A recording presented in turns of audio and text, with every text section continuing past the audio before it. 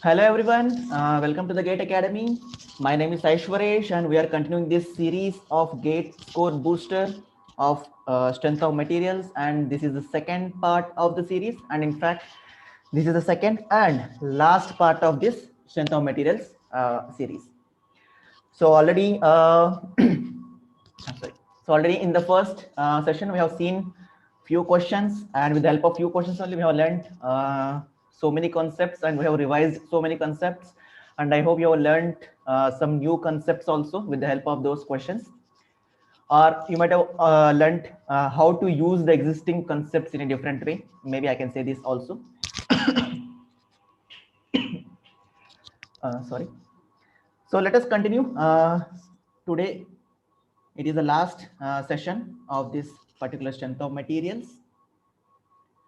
So I think in the last session I have I have started this particular chapter, deflection of beams, and we have seen one question, right, which is on strain energy method.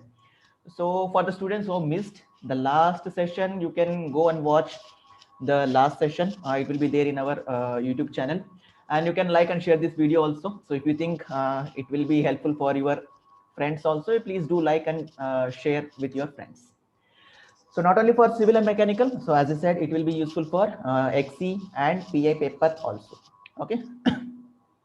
So let me brief it out the agenda of this particular session. So we are solving questions, and with the help of questions, we are trying to revise the existing concepts, right? So what are the important concepts are there in a particular chapter, and in fact, throughout the subject.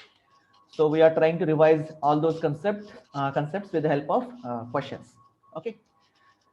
So in the last session and in the last question, I was discussing about this strain energy method, if you remember. So I think I was a little bit fast in that because we were running out of the time. So if you're having any doubt from that, you can ask. If you're having any doubt in that particular strain energy method, which we have discussed, that last question, you can ask. Otherwise, I'll take one more question, which is on moment area method. We will solve that particular question. Good afternoon, Vijay. Good afternoon, Negi. Good afternoon, everyone.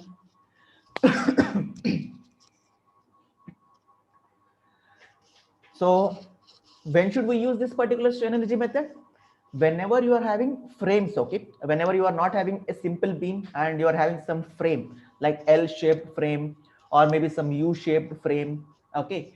So if you are having these type of structures, then you can use strain energy method. And in the last problem, I have discussed the concept also, how to find the strain energies. So you have to find out the strain energy in each and every segment. You can divide the L-shaped or U-shaped frame into different segments and try to find out the strain energies in each and every segment. Okay. And after finding out the strain energies in each and every segment, add all the strain energies and differentiate with respect to the point load. Okay. So what should be this point load? Whenever you are differentiating with respect to a point load, you will be getting deflection where the point load is present.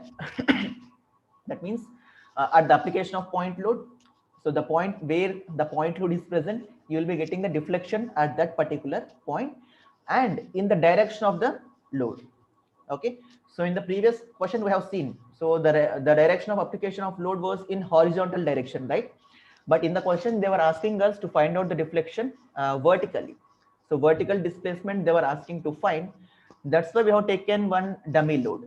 So whenever you are not finding the point load in the direction in which you want to find out the deflection, take a point load, dummy point load, and you can use that dummy point load, calculate the strain energies, and after differentiating the total strain energy with respect to that dummy point load, you equate that dummy point load to 0 after differentiating.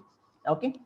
So then you will be getting your final answer. And I have discussed one shortcut also, right? So concept I have discussed, you have to calculate all the strain energies. I mean, you have to calculate the strain energies in all the segments. Okay. And again, one more shortcut I have told you, because their horizontal load was applied. That's why that particular strain energy, if you are dividing with respect to point load, it is becoming 0.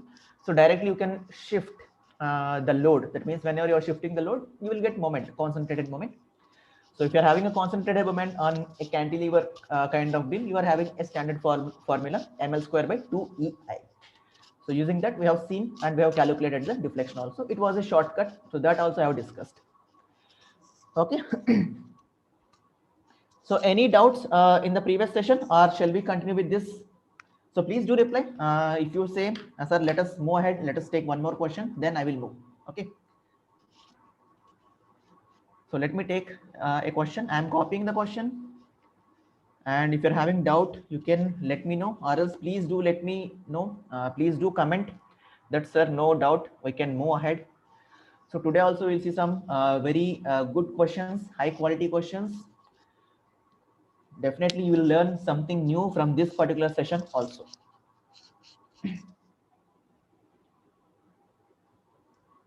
Continue. Vijay is saying continue. Okay.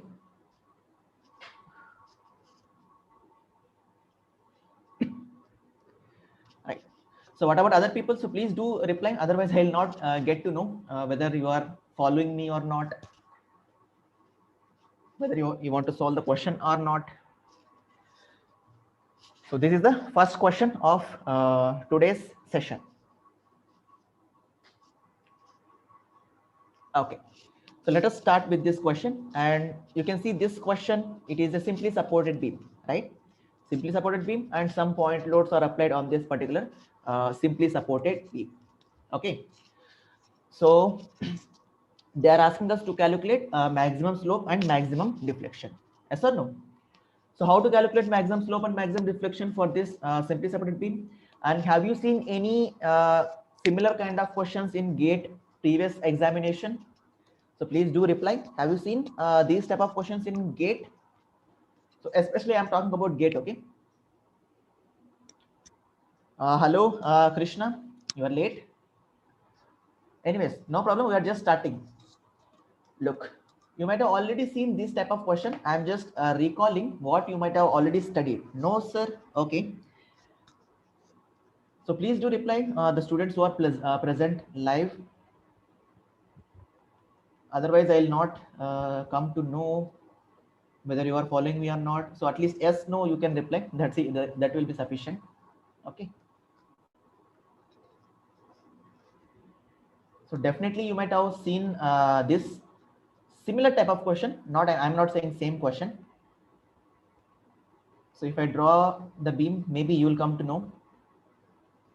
Hello, Shantanu. I think everyone is joining late. So I guess you might have seen already this type of question. If you have practiced previous year questions, then you might have already seen this type of question. Now you just let me know, have you seen this type of question? Not in mechanical. I think this question has been asked in civil paper. Right. So there was a question. Yes, very good, Shahrukh Khan. That means you have already seen previous year questions. Okay. So these type of question, it was there already in the previous GATE examination. I don't remember the year. So flexural rigidity was varying. So here it was 2EI, and here it is EI, and there was a concentrated moment, and they were asking you to calculate the maximum slope or maximum deflection. Exactly, I don't remember, but one of these two things they have asked. Okay. No problem, Shantanu, no problem.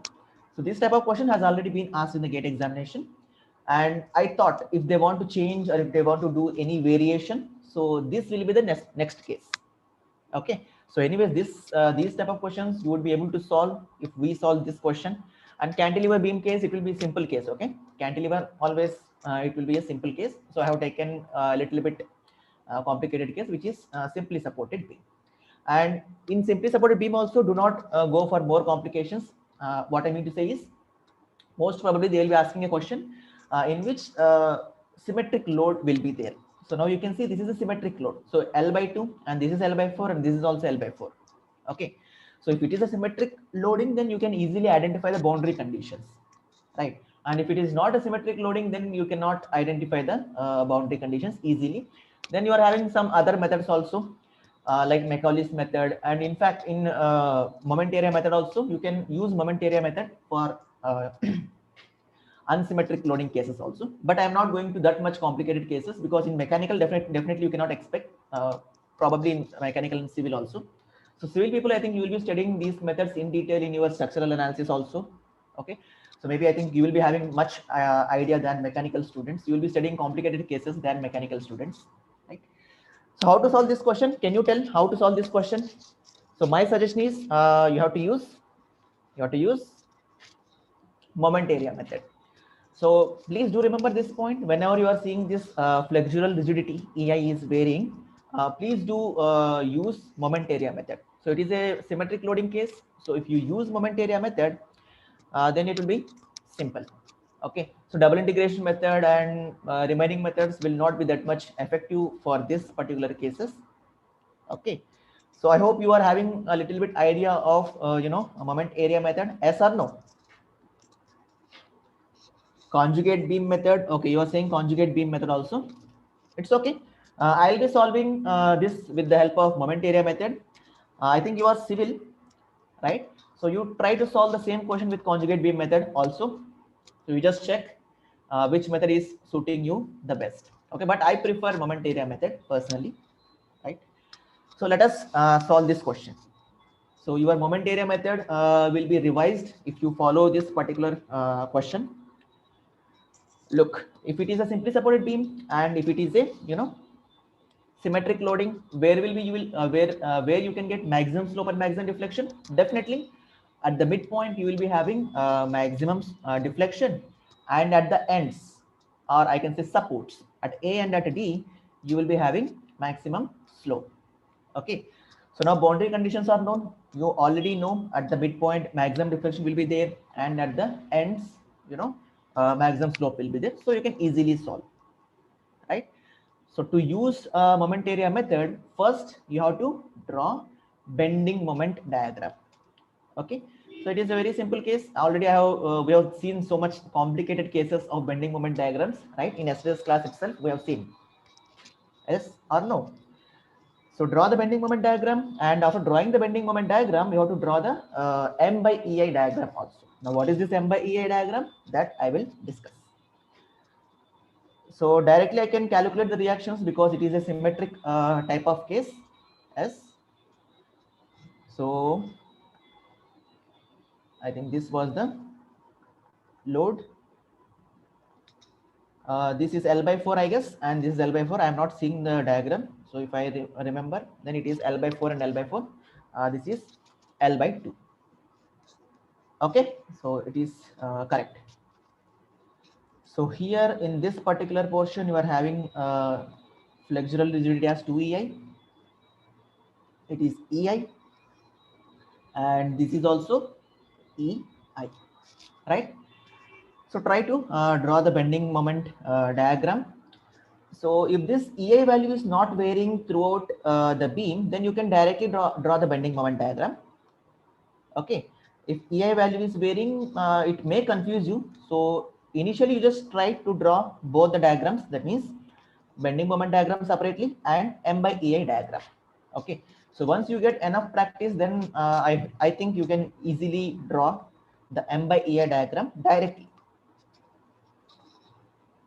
So again, do not worry about the complicated cases where you will be having, uniformly distributed load and all, because if it is a uniformly distributed load, you cannot calculate the area that much simply. You are having some formulae which you have to remember to calculate the area. And I do not recommend that as of now, because it is not that much important. We are trying to cover the important things first. So, okay. Already we know how the variation will be. So if there is a point load, what will be the variation of bending moment diagram? It is linear variation. Already you know this. We have discussed in detail in the last session. Yes or no? So linear variation from, let me name these points A, B, C, and D. Right or not? So if it is a linear variation, then it will be like this. Okay. So again, it is a symmetric loading. If it is a symmetric loading, then you can see that the variation will be same. So it is linear variation. This is linear variation. So please pardon me for my drawing skills. So this will be P into L by 4. So here the moment will be PL by 4, and here also the moment will be PL by 4, right? So why the bending moment is constant over here? If you draw the shear force diagram, then you will understand, because in shear force diagram, the shear force in this region is 0, right? So if it is 0, then the bending moment in between these 2 points will be constant. Okay, if you have not understood this concept, you try to draw the shear force diagram, then you will understand. Okay, so we are done with bending moment diagram. So this is your bending moment diagram, right? Now,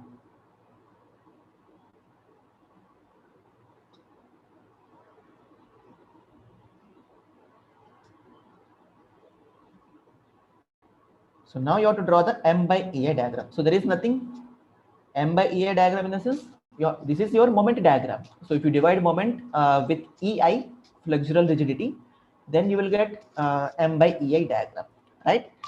And as this EI value is varying, you should be careful. Okay. So if I move from this point D to point C, the EI value is E, right? So if I show you like this, so here the value will be PL by 4E, right? So you join these 2 points. Okay. Now, if you can see here at this particular intersection, you will be having 2 EI and EI. So we are moving in this direction. So once you reach this particular point C, okay, there will be a change in this rigidity value. It becomes 2 EI. Okay. So at the same location, if it becomes 2 EI, then you have to divide PL by 4 divided by 2 EI. Then that becomes PL by 8 EI. So PL by 8 EI is smaller than PL by 4 EI. So there will be a sudden drop, something like this. So this will be PL by 8 EI. So have you understood this point? Yes or no? So I think many students have joined late. Please try to follow. I am using this moment area method. Okay. Yes, very good. So Vikash is saying yes. So what about others? Please do reply. If you're having doubt, you can definitely ask. If you want me to repeat anything, you can definitely ask. So please don't be calm. Yes. Okay. See, it is a symmetric beam. So if it is a symmetric beam, then I can join like this. And here also you can see the same variation. So this will be PL by 4EI, right? So PL by 4EI. Why it is not linear? Shahrukh, it is linear. It is linear only. My diagram is not good. Okay, you are getting confused. Let me draw this linearly. It is linear only. My drawing was not good. So let me draw it linear only. It is linear, but while drawing, it became like that. Okay, so let me clear. It is linear. Okay. Achha, you are saying something else. Let me look. So maybe you may get confused in this also. Let me clear this also. Okay. Now I think it is okay. So this is linear only. So you are saying, sir, can you do any questions by this method? One moment. So you meant PL by 8 EI. I have not understood. You are saying PL by 8 EI is not linear. What do you mean? Achha, you are saying that. So why this PL by 8 EI is not varying linearly? See, as the bomb. See, what you are doing is you are dividing the bending moment diagram. You are dividing the bending moment diagram with EI. Okay, so bending moment divided by EI. So here I am dividing it by EI. So at each and every point also you are dividing it by EI, right? So in this section it is constant. Okay, you are dividing a constant with EI, 2 EI in fact. So the size will decrease, but there will not be any change in the shape. Okay, EI is constant. So if you are dividing the bending moment with EI, it is a constant value. So definitely the size of this diagram will decrease, but there will be no change in the shape. Okay, so I hope you have understood this. Shahrukh, you are saying something, sir?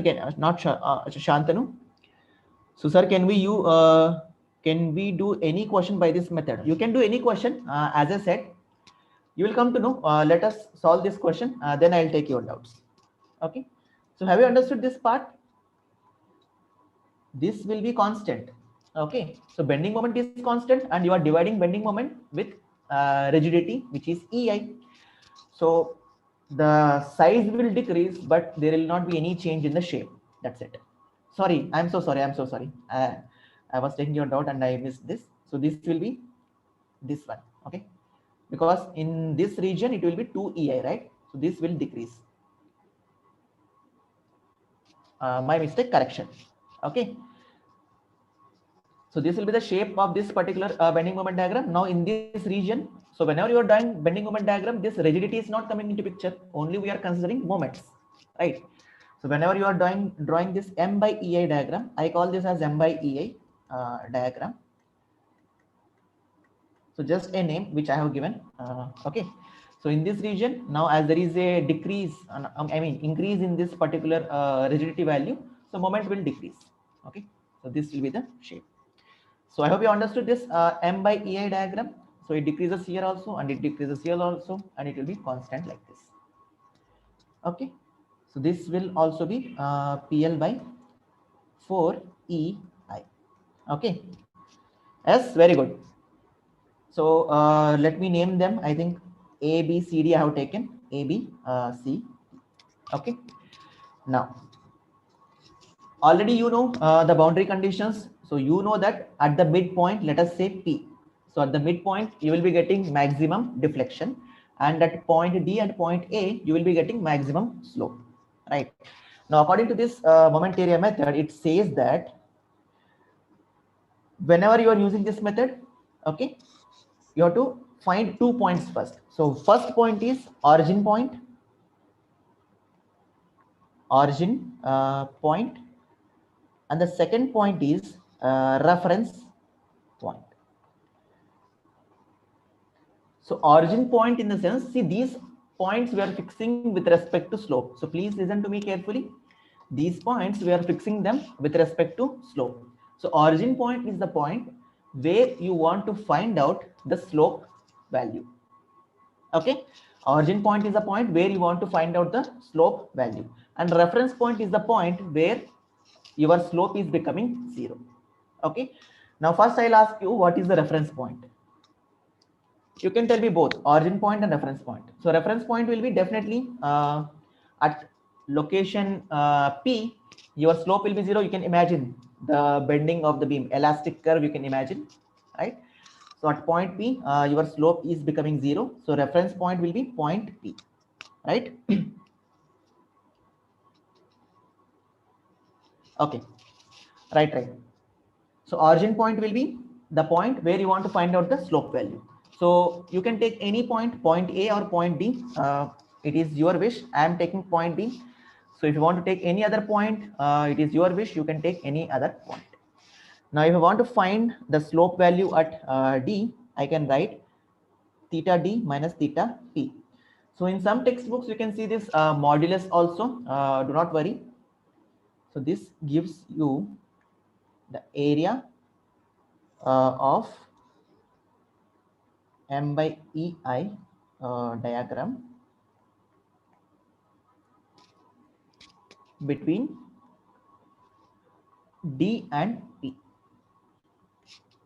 Okay. Acha, you are saying speed. So if you give quick replies, then I'll increase my speed. Okay. So if you don't reply, I feel that you are not following and I am decreasing my speed. So if you give quick replies, then I'll increase my speed. Okay. So theta D minus theta P, you have to take. So it is the area of M by EI diagram between these 2 points, right? So when I say area of M by EI diagram between these 2 points, you just have to calculate these 2 areas, right? Now I can name it as any 1 and 2. You have to find out the area of this particular triangle and the rectangle, right? So please do calculate. You just calculate along with me, and you can, give me the answer also. If you already calculated, you can tell me the answer. So this area you have to calculate, right? This particular area. Okay.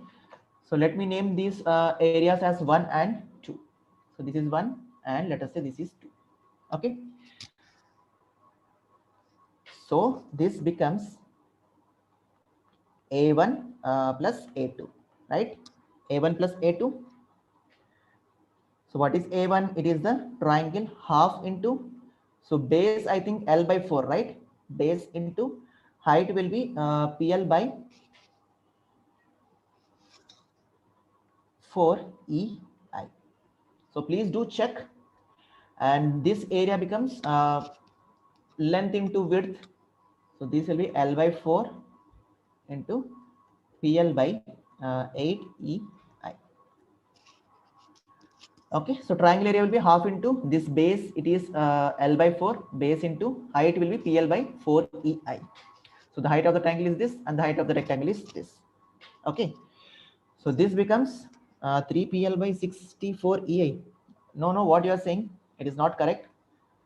So this becomes PL square divided by 4, 16, 16 to 32. This will be 32EI. Okay, so plus PL square divided by 4 8 32, 32EI, right?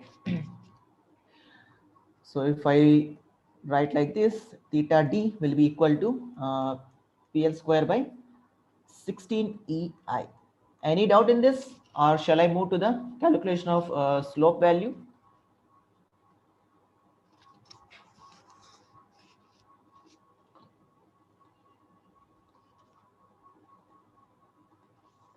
Got it? Very good.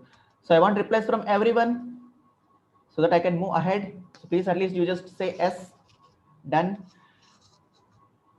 Let us move ahead. No doubt. Very good. Is the diagram always linear? UDL, right? If it is UDL or if it is UVL, it will not be linear. Yes or no? So if it is not linear, that's what I said initially. You have to remember some formulae. So how to find the area of a parabola, okay, and how to find the area of a cubic curve, and what will be the centroid of those areas. So all these things you have to remember if it is not, linear. Okay, so this much complicated case, I don't think so they'll be asking in the examination. Okay, and if they ask, you try to use some other method then. So most probably they will not ask. Okay, non-linear kind of curves they will not ask because it is difficult to calculate the areas, right? Okay, so moving ahead then. So similarly you can write yd minus yp. This is modulus, so do not worry about the sign. So now this will be a1 x1 bar plus a2 x2 bar. Okay, so a1 x1 bar plus a2 x2 bar. Now you just tell me what is x1 and x2. X bar is always measured from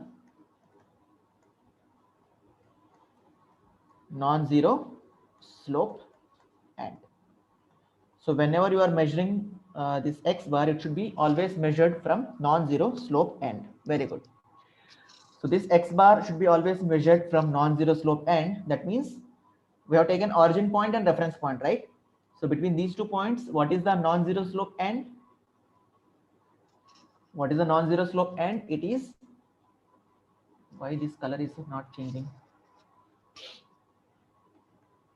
D. So area diagram depends on moment diagram. Okay. So this is point D. Okay. So now you have to calculate the distance of this centroid of this particular area and the centroid of this particular area. So this will be your x1. Now you just let me know what is this x1 bar and x2 bar, and this will be your x2. Okay. So please let me know what is x1 and x2. So I think for triangle, it will be 2 by 3. So 2/3 of this particular base, right? So this becomes 2/3 of this particular base. So base is L by 4, right? So this becomes L by 6. Is it okay? So base is L by 4. So 2/3. So from this end, if you are measuring, So as I said, you have to measure this x bar always from non-zero slope end. So this is non-zero slope end, and here the slope is 0. Okay. Now what about x2 value? Please let me know the value of x2. So x2 value will be, already it is L by 4. So L by 4 plus L by 8. Okay. So already this distance P to C, it is L by 4, right? So half of that, it will be L by 8. So this becomes, if I multiply with 2, 3L by 8. Is it okay? So x2 value becomes 3L by 8. So Shahrukh Khan is saying 1/3 or 2/3. No. So from here, if you are measuring, it is 1/3. Okay. So from here, if you are measuring, it would be 2/3. So why do you get confusion in this also? Let me clear your confusion. See, what is the centroid? We assume that the total area, in general center of gravity, we assume that the total mass is concentrated. For planar diagrams, both will be same. Okay. So it will be 2/3 from this end. It will be 2/3. Is it okay? So please do remember this. Now I'm moving ahead. Then from here, you will be getting yp value is equal to, so what is a1? PL square by 32 EI. So this was the purpose why I have written these a1 and a2 values individually. Okay. So PL by 32 EI into what is x1? X1 will be L by 6, right or not? Plus PL square by 32 EI into x2 will be 3L by 8, right? So please calculate this and let me know the final answer. You can just tell me numerator and denominator, that will be sufficient. So yp will be, so PL cube by EI I am writing.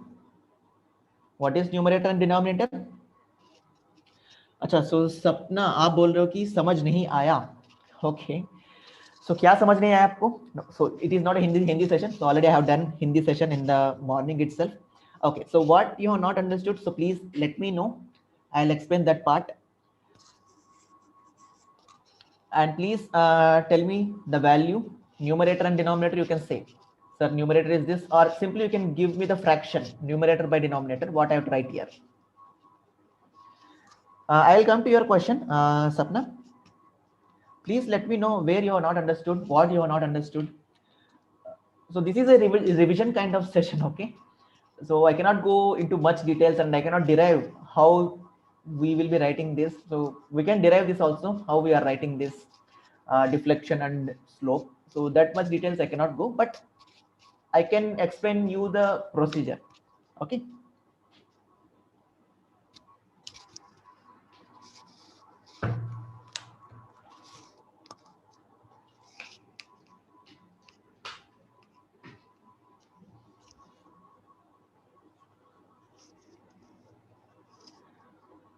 So it is 13 by 768. Very good. So 13 PL cube divided by 768. So 13 PL cube divided by 768 EI. Very good. So this will be the answer for your deflection. So Sapna, please let me know where you are finding where you have not understood. So I cannot explain the method in this session. It is a revision kind of session. Okay, understood. So let us move ahead then. So any other doubt in this? Any other doubt in this, or shall I take the next question? So as I said, if you're having doubts, please do specify. Otherwise, we cannot discuss the entire moment area method now. So this is not a session which is dedicated to that. Okay. So if you are not understood, Sapna, you have to, read or go through the moment area method. So if you haven't seen the moment area method, then you will not understand. So please don't spoil the purpose of these sessions. These are revision kind of sessions. Okay. So if you specify your doubt, then I can clear it to you, right?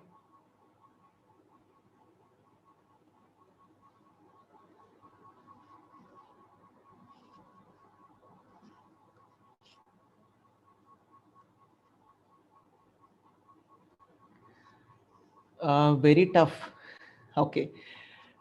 So you're feeling very tough. So as of now, you just leave this. So please come to the next question. So we cannot waste a lot of time on a single question. So please do watch this question if possible again. Okay. So please come to the second question. This question, I hope you will understand. I'm going to give you some shortcuts. You can definitely understand this one, right?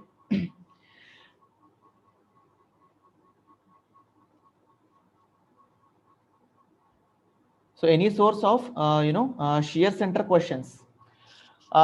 These things, please, you can ask at the end. If possible, if time permits, I'll let you know. So please focus on the concepts and solving the questions. Okay. So try to focus on solving the questions, and please do ask if you are having any doubt in this particular questions related to these questions or related to these concepts. So general doubts, if possible, at the end, I will spend some amount of time. Okay. Fine. Okay. So let us start with the second question of today's session. So please go through this question. Now you may be feeling that this question is a difficult kind of question. So we haven't seen these type of questions anywhere. So how to solve this question? Do not worry. So I cannot take very simple questions, right? So these are not the session. The purpose of these sessions are not that. So you should know something new. So definitely the concepts which you already know, it should be revised, and you should know something new also, right? If a tough question comes in the GATE examination, how to solve or how to handle that type of questions also you should know, right? So that is the purpose of these sessions. Okay, look.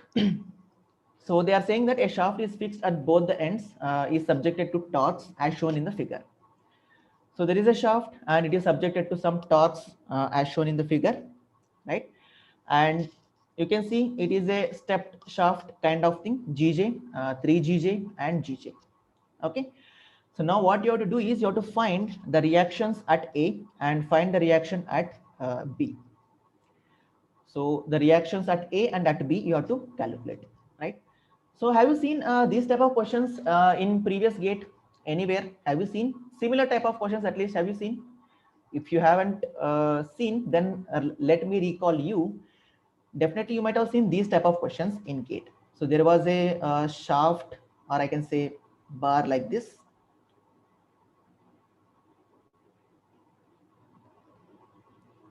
I don't remember the year, but definitely this type of question you might have seen. So there was some torque acting and you have to calculate the reactions, right? So this type of question you might have seen in GATE. And one more type, if I say simple question, something like this you might have seen. I think these type of question also you might have seen. This is L by 3 and say this is 2L by 3 and some torque is applied at this particular section.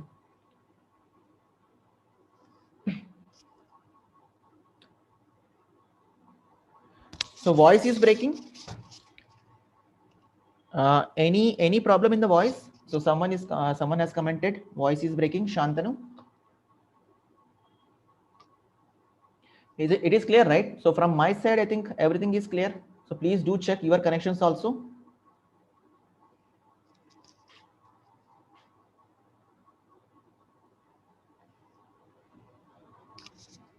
So voice is clear, right? Please let me know so that I can move ahead. Voice is clear. Okay, very good. Look, so these type of cases already you might have seen. Yes or no? So please do reply. Have you seen these type of cases? So definitely you might have seen if you have solved previous year GATE questions, you might have seen these type of cases, right? So if they want to increase the level of the question, they want to ask a different type of question, then they can ask these type of questions. Okay. So it is not a difficult question. Whatever the concepts which you already know, this torsion equation, everything. So concepts are very much same. And just the application, varies. That's it. Now let us see how to solve these type of questions. So in torsion, definitely you will be having two types of questions. One is related to determinate beams, and the other one is related to indeterminate beams. Okay. So try to compare this case with axial loading also, then you will understand clearly. So if the shaft or if the system is indeterminate, then you will be having equilibrium equation sigma t is equal to 0. like static equilibrium equations, right? So sigma fx equal to 0, sigma fy is equal to 0, and sigma m moment is equal to 0. But there are no forces in this particular case. So sigma fx and sigma fy you cannot use. So there is no point in using those equations. Okay, those are not useful here. Only the moment equilibrium equation you can use. So that moment may be torsional moment or it may be bending moment. So there we have seen bending moment, but now we are seeing torsional moment. Okay, now you just let me know whether this beam is determinate or indeterminate. So this beam, whether it is determinate or indeterminate. So let me remove this. Okay, now it is clear, I think. So this is determinate or indeterminate. So if it is indeterminate,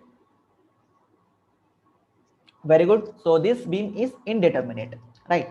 So if it is indeterminate, then you need one more equation, which we call it as compatibility equation.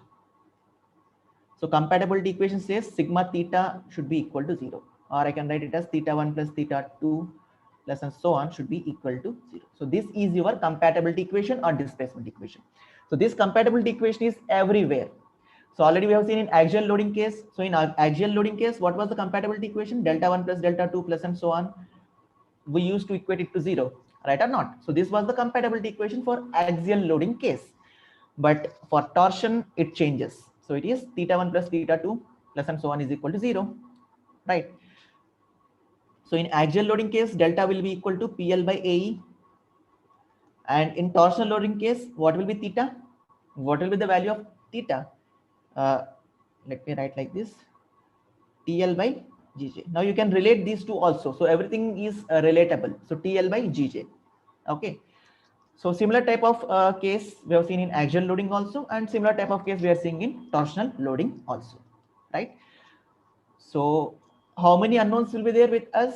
If I remove the supports, then there will be some torsional reaction. So let me name this as TP, and let me name this as TA. Okay. So I think people are giving answers. Indeterminate. Okay, so I think it is coming to you late, that's fine. Okay, no issues. Now please listen to me carefully. Let me complete this, then I'll take your doubts if you are having. So I have removed the supports, and in place of supports I am showing some torsional reactions, right? Now do not worry about the sign of this particular reactions which you have represented. You can assume any sign. So I have taken in this direction, right? In this direction I have taken one reaction, and the other reaction also I have taken in the same direction.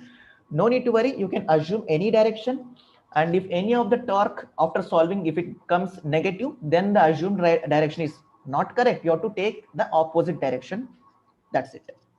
Okay, so two unknowns are there and we need two equations, right? So one equation is sigma t is equal to 0. So this is your static equilibrium equation, moment balance. So here no need to get confused. So clockwise torques should be equal to counterclockwise torques. Okay, so do not get confused in this. It will be very simple.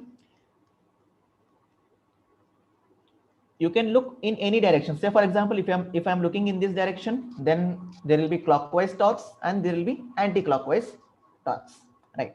So clockwise should be equal to counterclockwise. So I think in this equation, writing this equation, there will not be any problem for you. Yes. So this point you have understood. So clockwise torques should be equal to counterclockwise torques. So this is your static equilibrium equation. Now let us write this one, compatibility equation. So theta 1, or I can write it as so theta A to B should be equal to 0. Okay, and let me name these points. Say this point is point C and this point is point D. Okay, so if I write individually, then theta AC, sorry, I think C. Okay, so theta AC, CD and DB. AC, CD and theta DE should be equal to 0. Okay. So in all these segments, the theta value should be equal to 0. So similarly, we have used in axial loading case also delta 1 plus delta 2 plus delta 3. right? So in all the segments we have equated to 0, if you remember. So theta AC CD plus DB should be equal to 0. Okay.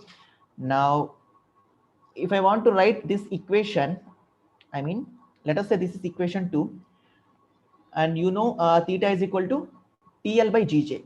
Okay. So if I want to substitute TL by GJ, LGJ already we know, but I have to find out the torques in individual segments. Okay. I have to identify, or I have to find out the torques in individual segments. So let us understand this clearly. So this is where you may get confusion, because here the sign convention comes into picture. So definitely, I guess you may get confusion, but I'll try my level best. So I'll be giving you a simpler method, okay, using which you will not get any confusion in considering signs. Okay. So let me write it as I have to find out the torque in segment AC, and I have to find out the torque in segment CD, and I have to find out the torque in segment DB. Okay. So I am using the same method which I have used for axial loading case. So if you remember, if I want to find the force, in a particular segment, so I have taken a section, and if a force is moving away from the section, I have assumed it as tensile, and if a force is coming towards the section, I have assumed it as compression, right? So the very first problem, I think, which we have solved in the last session. So we have done this, you know already this. Okay. So similar kind of procedure I am following. So please listen to me carefully, and then if you get any doubt in this, you can ask. Okay. So listen to me. So if I want to find the torque in AC section, I just have taken a segment in AC section. Okay. Now you can analyze the right part, or maybe you can analyze the left part. It is your wish. Is it okay? Now I am considering the left part. Okay. So if I consider the left part, can you tell what will be the torque in this? It is TA. So there is only one torque in this left part. Yes or no? Which is equal to TA, right? Now you just tell me whether should I take this TA value as positive or negative. It is your wish. It is your wish whether to take it as positive or negative. I am not giving you any definite sign convention. Okay. So let me take it as positive. So I'm considering this as TA. So let me write with a different color. So this is TA. So I am assuming it as positive. Now let us move ahead. Now I have to calculate the torque value in this particular segment CD. So if you want to calculate the torque value in this segment, you take a section in this segment CD. Okay. Now again, after taking the section, you can take the right part for calculating torques, or you can take the left part. Okay. Now you just tell me which one should I have to take. Should I have to take right part or left part? You just tell me. As a clockwise positive, do not worry, clockwise, counterclockwise, it doesn't matter. Left part, many people are saying. Okay. So let us consider left part only. I will give my justification why I am considering left part after completing this. So let us take left part. Now in this direction, I have taken this TA as positive. So in the left part, I am having two torques. So if this is positive, then this is negative. So the torque becomes TA minus T. I can write this as TA minus T. TA minus T. Okay. So this is done. Now let us consider this segment DB.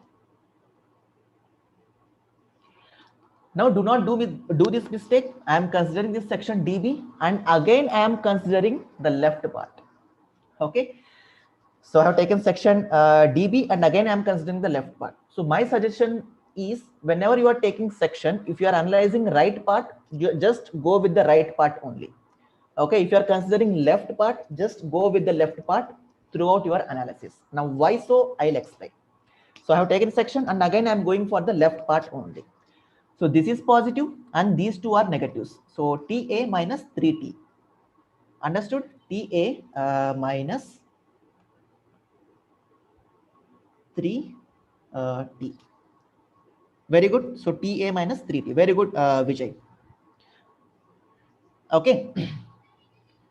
So if you take right part, let us say this dp section only, if I am taking right part, I will tell you where the confusion arises. 2 points I will tell. So in the left part, I have assumed this direction as positive. So in the left part, you will, if you assume this direction as positive, in the right part, this direction is negative. You can also see from here, look, here 3t will be, you can see ta minus 3t, ta minus 3t will be equal to minus tb, yes or no? Ta minus 3t will be equal to minus tb. That means this t db will be minus tb. So have you understood this? So if I'm in the left direction, if I take this as positive, in the right direction, this will be negative. So this confusion comes. So do not analyze left and right simultaneously. If you are taking a section, if you are beginning with the left section, follow the same procedure throughout your analysis. Okay. So this is one point. One more justification is, now if you look at these particular torques, in all these torques, there is only one variable, yes or no? There is only one variable, which is TA. If I substitute these torques in this relation, TL by GJ, I will be having only one variable. Then I can easily calculate the value of TA. And after calculating the value of TA, substitute in this, I will get TB. So have you understood? I just have made this as simpler as possible. Okay. So if you are taking a section, if you are starting with the left part, you just keep it as it is. Okay. So you just analyze only left part throughout your analysis. So it will help you in two ways. You will not get any confusion in sign convention, and this is also one more advantage. Okay. So for TB, if you are taking right section, you will for TDB, if you take right section, it will be minus TB. Okay. So if it is minus TB, then again from here you have to substitute the value. So this may create confusion, and maybe here and there you may miss the negative sign or positive sign. So maybe it will happen. Okay. So now you just let me know any doubt in this, or shall I proceed with this? So this will be TA into L divided by GJ plus this will be TA minus T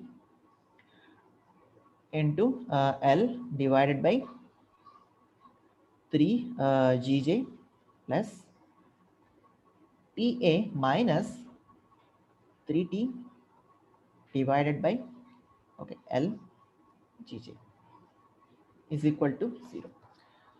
So sign convention, everything, I mean sign, whether it is positive torque or negative torque, everything you will get from here. You just have to substitute the values. That's it. So do not worry about whether it is plus minus here. Do not worry. So from here itself, if whenever you are substituting, you will get automatically this sign. Okay. So I hope everyone has understood. So S, Shahrukh, Vijay, Vikash. Very good. Now please calculate this and let me know what is the value of TA. What is the value of TA?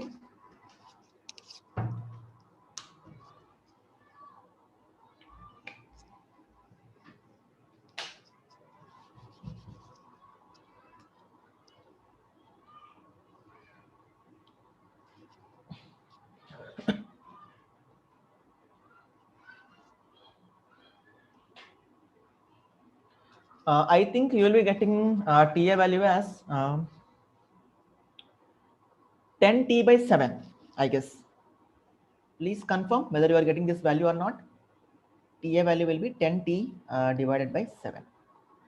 So substitute this TA value in this equation 1, you will get TB value also. So TB value, I think you will be getting it as 11T divided by 7, because TA plus TB should be equal to 3T.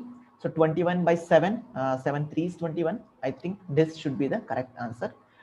Please do confirm. Okay.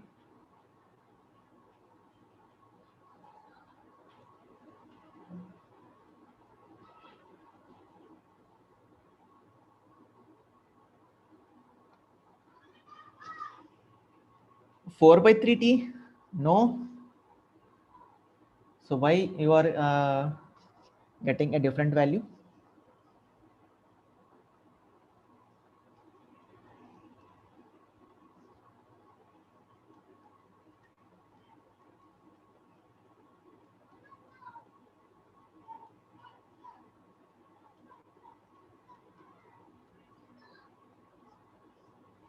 Yes, sir, getting it right. Very good. 10 by 7, very good. Pranav, Shahrukh, okay. Shantanu, Shantanu, you have only given wrong answer. That's why I started solving this. I think you will get. So please solve this, okay? It is just, you have to simplify this one. Find out TA value, that's it. Nothing is there. So let's not waste time on calculations. So conceptual wise, is there anything different? Nothing. Only two equations you have used, right? So in all the questions, I am doing the same. I am telling you the same thing. Conceptual wise, you are not learning anything new, but you are using the same concepts in a different way. Yes or no? So we have used static equilibrium equation. So summation of all torques should be equal to 0, and your compatibility equation. This one. That's it. Only two equations we have used, right? So now I think you will be able to solve any complicated question also, if at all it comes in GATE examination. So if it is a simple case like this, then no need to worry. You will be equating theta1 is equal to theta2, something like that you will be doing, right? So if it is a little bit complicated case like this, then you may feel difficulty, but I have told you a simpler way. Okay, so how to take this sign convention, everything we have discussed. Acha, calculation mistake. Acha, Dilip also saying it is, I took 2t as just it is. Okay, okay. So let us take the next question. Everyone got this? Understood? So this question can be directly asked in the GATE examination. So do not think that these type of questions will not come into in the GATE examination. So this is a simple question only. Maybe directly they can ask you to calculate one reaction force. Nothing is there, right? It is very simple calculation only. Nothing is there. So maybe they will be providing you the value of torque also. Okay. So definitely, if they want to change, if they want to ask a little bit tricky question, or not tricky, tough question, they can ask this. Okay. So let us take the next question.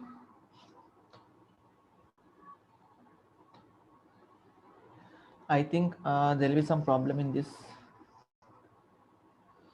Okay, it is having some problem. Let me copy this individually. Let me erase this one. So now we are starting with analysis of stresses and strains. Okay. So what I feel that in this particular chapter, analysis of stresses and strains, you can use any method. Okay, you can use analytical method, or you can use the graphical method, which is Morse circle method, for solving the questions.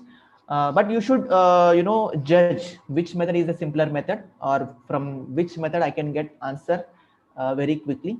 So this you have to decide before selecting the method, right or not? So some questions it will be very simple to solve, using Morse circle method, and some questions it will be very simpler if you use analytical method. Now the question which I am showing it to you, you have to tell me whether I have to use Morse circle method or analytical method. So this is the state of stress given in the question, right? And here you have to find the shear stress acting on this plane AB and the normal stress acting on this plane AB. Okay, so this became ulta. So 1 and 2. So don't worry, while copying, it is not getting copied properly, but everything is clear. So it is also a simple question. So this type of question can also come in GATE examination directly. It is not a conventional type of question.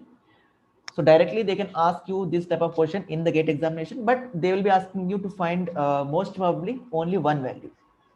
They may ask you to calculate the shear stress on this particular plane AB, or they may ask you to calculate the normal stress on a particular plane AB. Okay. Okay. So you are saying that test. So what you are saying, test in the sense. So let us see which gives you solution quickly. Analytical. So Saurav Mandal is saying analytical method, sir. Okay. So I will take, or I will use analytical method. Okay.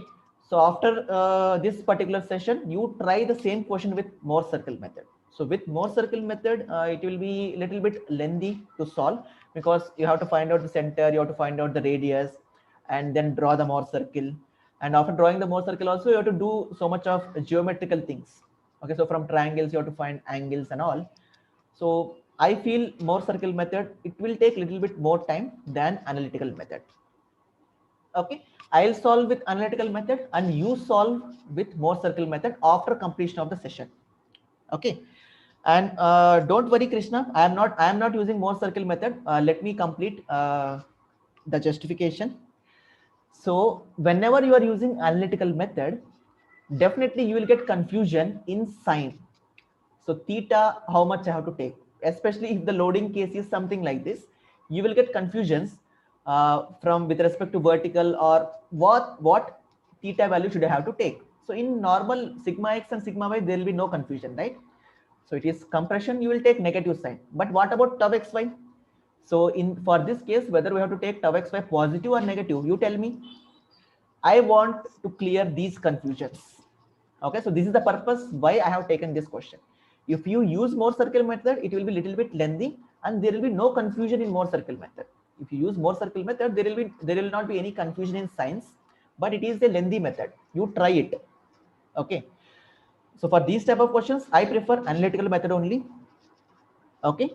But what are the confusions which you get while solving this problem that I am going to address? Okay, and if you listen to me very carefully for the next 5 to 10 minutes, then all your confusions will be cleared. Whether I have to take tau xy as positive or not, whether I have to take theta positive or negative, whether I have to take theta with respect to vertical or horizontal, these type of confusions definitely it will be in there in your mind. Okay, so clockwise positive. Okay, so Shantanu is saying clockwise positive. Okay, so some Vikash is saying that positive should be taken, and Krishna is saying negative. Okay, so let us do a critical analysis of this particular question. So before going to this question, let me clear. Someone is saying clockwise negative, someone is saying clockwise positive. So for time being, you just forget all those things. So let me tell you my explanation. Let me give you my explanation how you can avoid confusion while solving these type of questions. I'll tell you what is the root cause of confusions. The root cause of confusions is you don't know the derivation, right? You are having two equations. Let me write those two equations. Let me write those two equations. Sigma n is equal to sigma x plus sigma y divided by 2 plus sigma x minus sigma y by 2 cos 2 theta plus tau xy sine 2 theta. And similarly for tau also you are having equation minus sigma x minus sigma y by 2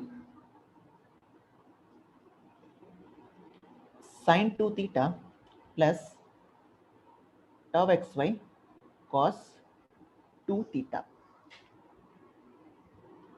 It's okay, it's okay. So please follow me. Now please you just reply my questions. That will be sufficient. I will explain everything very much clearly. Okay. So normal stress we can write like this: sigma x plus sigma y by 2 plus sigma x minus sigma y by 2 cos 2 theta plus tau x by sine 2 theta. And for shear stress, minus sigma x minus sigma y by 2 sine 2 theta plus tau x by cos 2 theta. Now here also you may get confusion. So you might have seen in some sources this is positive and this is negative. Have you seen? Definitely different faculties will be following different notations. Maybe in some sources you might have seen here there is positive sign and here there is negative sign. I hope you might have noticed this if you have prepared and if you have seen different sources.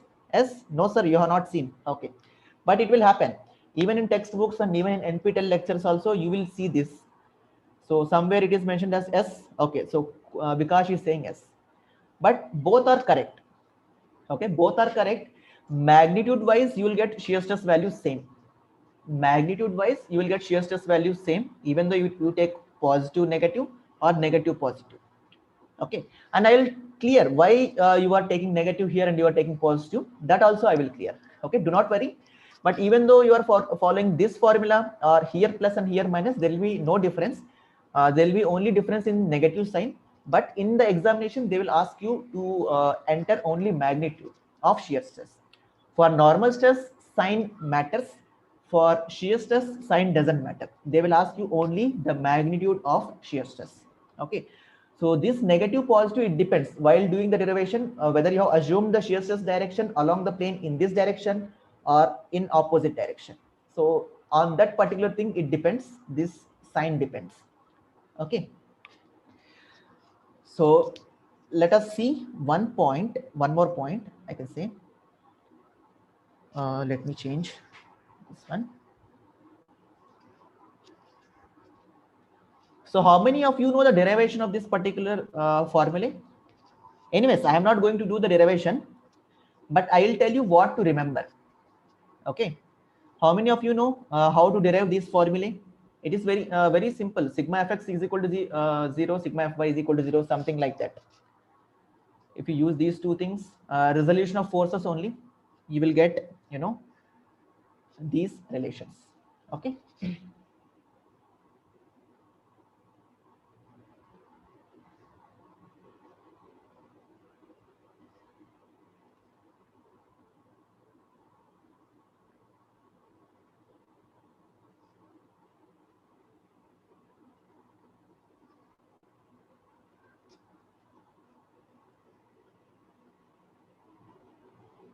So this is your sigma x, right? And this is sigma y, and this is also sigma x, and this will be your sigma y, right? And this is tau xy, you know, right? Tau xy and tau yx both are same, complementary shear stresses. We can prove them also, but not required as of now. Do not worry, I'm not going to do any derivations, right? So this is your element, and if I take any oblique plane like this, okay, good.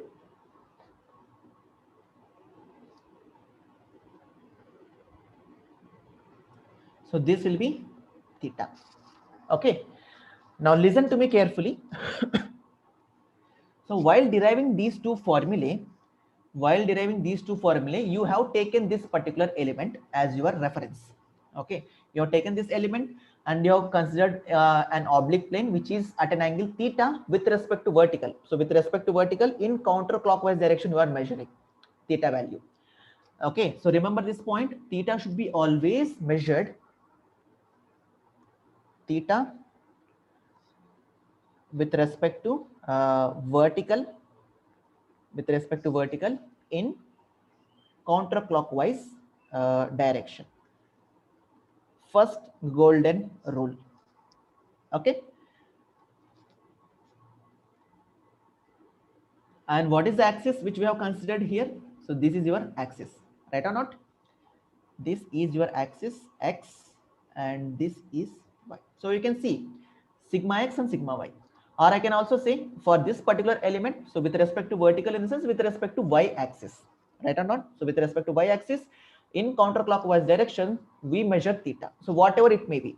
So theta may be, you know, 60 degrees, 120 degrees, or any angle, you always measure with respect to vertical counterclockwise direction. First golden rule. And second thing which you have to remember is, you just remember this particular case. From this you have derived these two formulae, so you should not forget this. Here we have assumed everything to be positive. That means sigma y is positive, tension, sigma x is also positive, and tau xy also it is positive. So there is no definite direction for tau xy. As I said, you can assume any direction as positive. So while deriving this formula, we have assumed this tau xy as positive.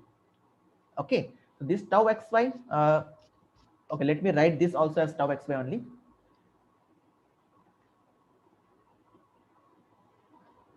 Okay, so let me clear this. Let me write this also as tau xy. So this tau xy also you have assumed it to be positive. Okay, now in any loading case, if you see sigma x in this direction and sigma y in this direction, what you take? You will be considering the negative side. Yes or no?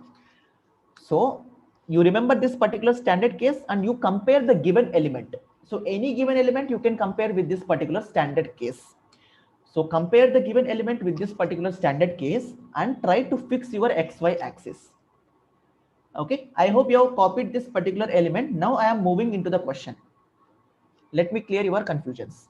Okay, so do not think that only this is 50 megapascals. If this is 50, this is also 50, and in this direction also, it will be 100. So this will be 100 megapascals,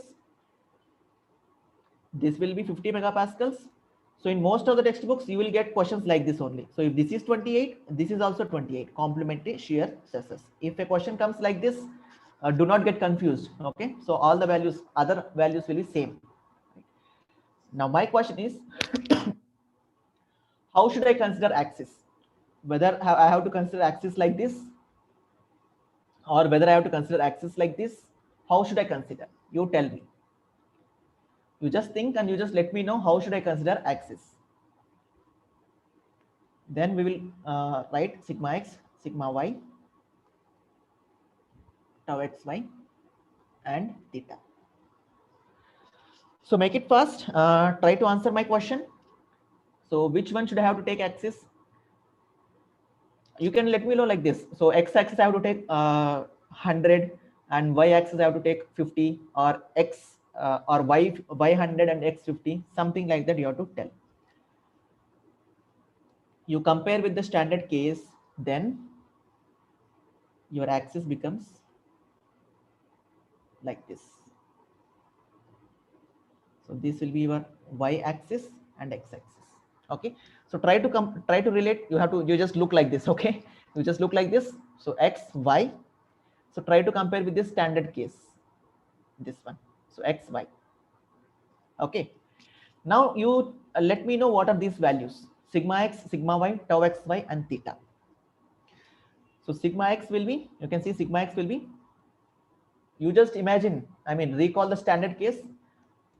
We have assumed everything in tension, right? So it will be minus 100 megapascals, and sigma y will be minus 50 megapascals. Right, now you tell me what is tau xy, whether it is positive or negative. So tau xy is, you can see it is same as that of this case, yes or no? Like this, and it is like this. Okay, so if it is same as that of the standard case, you can take this as positive. Generally in this tau xy only you will get confusion. That's why I am telling you, you just fix the axis just by recalling the standard case. Okay, so it is simply 28, it is not minus 28. Right, now what is theta value? Theta, I said, measure with respect to vertical or y-axis in counterclockwise direction. So already the given value is with respect to vertical in counterclockwise direction, which is 30. Yes or no? It is 30 degrees. Right? Positive. It is not 60, Vijay. So remember, recall what I told: theta with respect to vertical. With respect to vertical in the sense y-axis. Right or not? With respect to vertical in counterclockwise direction. See, with respect to vertical in the sense y-axis. With respect to y-axis, that means with respect to this vertical in counterclockwise direction, which is 30. Okay, so this is where you get confused, and I hope that I have given you a better idea, and I guess I have cleared your confusion whether to take theta positive, theta negative. Do not worry about theta, whether I have to take positive or negative. Always measure theta with respect to vertical counterclockwise direction. If it is 90 plus, then automatically the sign will be changed. Okay, do not worry about positive, negative for theta. Just remember one thing for theta: it is with respect to vertical in counterclockwise direction. Okay, so you just compare with the standard case, because that's why you should know how we have derived the formulae. So that is the root cause of your confusion. Okay. Okay, so 16 Morse circle you are saying. So please try to understand this one. Morse circle you try after completion of this particular session. Understood? Any confusion in this? Any confusion still how to take this negative positive signs?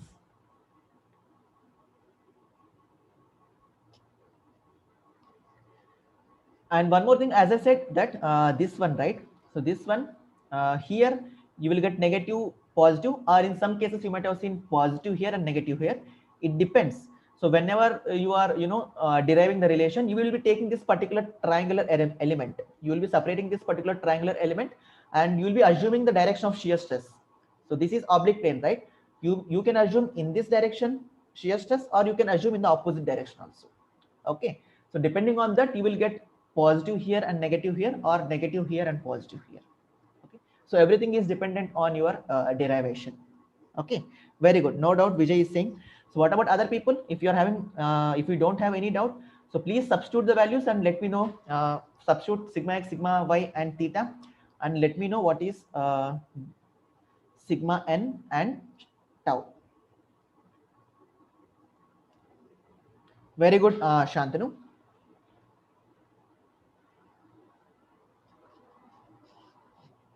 Make it fast. Two more questions are there.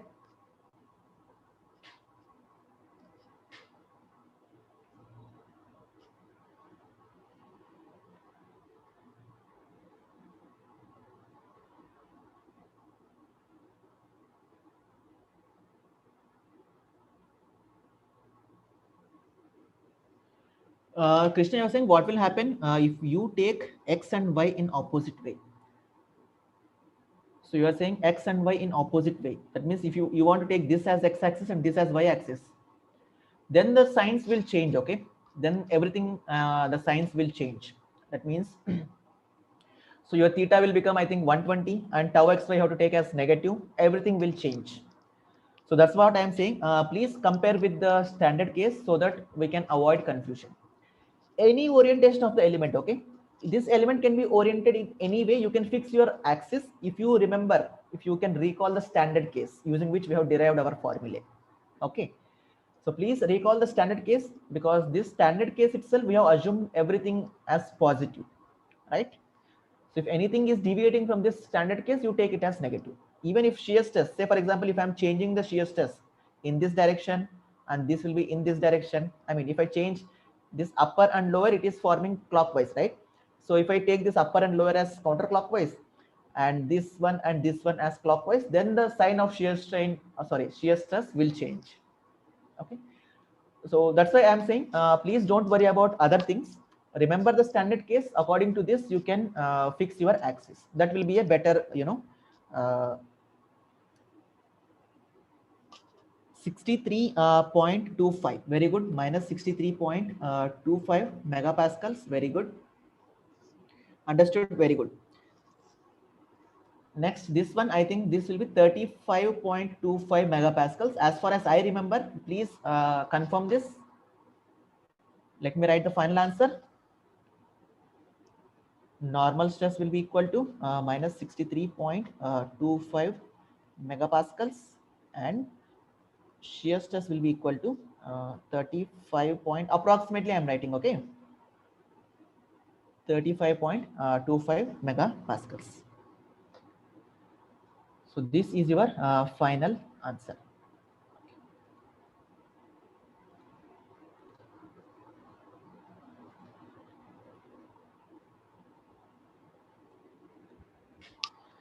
So if you take this, if you take if you take this as positive and this as negative, then you will get minus 35.25, right? So it is also correct, because it depends on the derivation, as I said. No issues in GATE examination. For shear stress, they will never ask you to show the direction. They will be asking you, to show, to give the magnitude of shear stress. But for normal stress, you need direction also. You have to tell whether it is in compression or tension on that particular plane. Got it? Very good. So I hope I have cleared your confusion regarding this. Now you try to solve the previous questions also in the GATE by taking this. I mean, if you're having any confusion in previous year GATE questions or in any other questions, you try to follow my approach and try to solve. Remember the standard case and you just proceed. You can do it. Okay. Okay. So let me take next question then.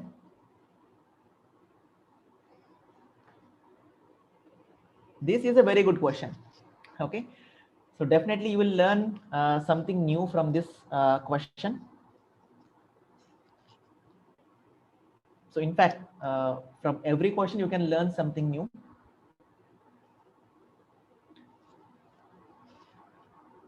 As I said, try to solve the previous question with more circle. You will come to know it will be difficult. You have to draw the more circle, initially find out the center, radius, draw the circle. It becomes little bit lengthy procedure. That's what I said. If you want to practice more circle, you can solve the same question using more circle, and just check whether you are getting these values or not. Okay, and one more point. So have you observed, I think students who are preparing from different sources and all, you might be knowing this. Sometimes you might have seen in more circle only, sometimes you might have seen this is negative shear stress, this is positive, and some faculties will follow this is positive and this is also positive. Have you encountered this kind of situations? Let me clear this confusion also. I think whether you know this or not, have you seen these type of situations? This one and this one. In fact, in textbooks also you might have seen, in some textbooks they take this as negative and this as positive. It happens. Have you seen this type of situation anywhere? No. Krishna is saying no. But what about others? So 18 more people are there. So why everyone is not replying? So please do reply. No. So Vikash is saying yes. I think Vikash has studied from different sources. That's why he knows. So maybe in future you will definitely come across these type of situations. This happens because of this only. So here this plane, I am talking about this plane. Okay, let me write a different name. Let me show it with different sign. So this happens again due because of the derivation only. So if you are taking this as normal stress, definitely normal stress will be in this direction, and if you assume the direction of shear stress in this, then it will be this particular situation. Okay, or else you can assume the opposite direction also, something like this. So normal stress will be always away, right? And maybe this one, this is this you might have assumed it as positive. So all I'm saying is, while doing derivation, if you're taken shear stress in this direction, then this case comes into picture. Okay. So this happens again because of this axis only. So which axis you are taking, so it depends on that. So do not worry. Anyways, nothing will happen. Only the sign of shear stress will be different. Even though you are following this one or this one, nothing will happen. Only the sign of this particular shear stress will be different. Again, remaining everything will be same. Do not worry. So these are the general confusions which students ask me. That's why I have discussed everything with you. Let us solve this question.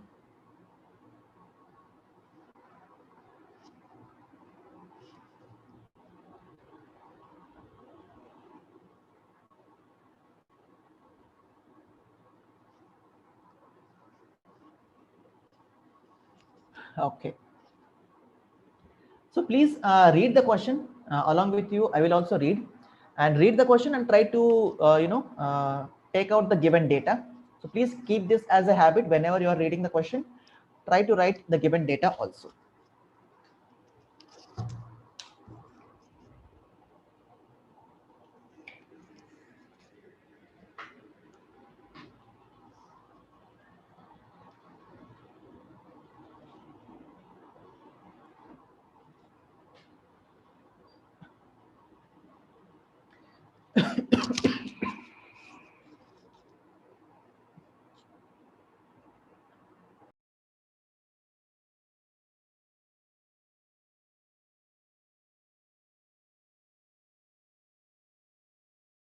So let me read the question.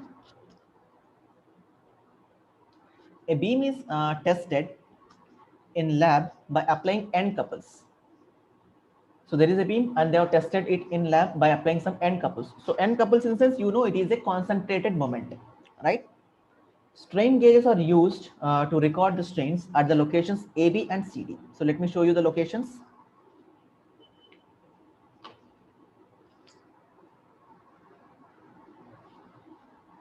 Some problem with this.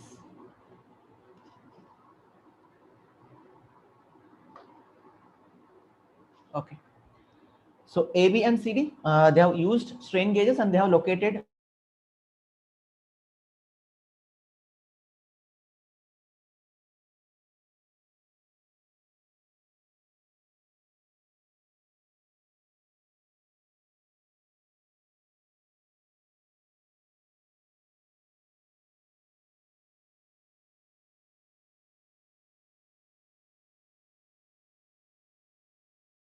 he has, I mean, in the experiment, they have applied some hogging moment.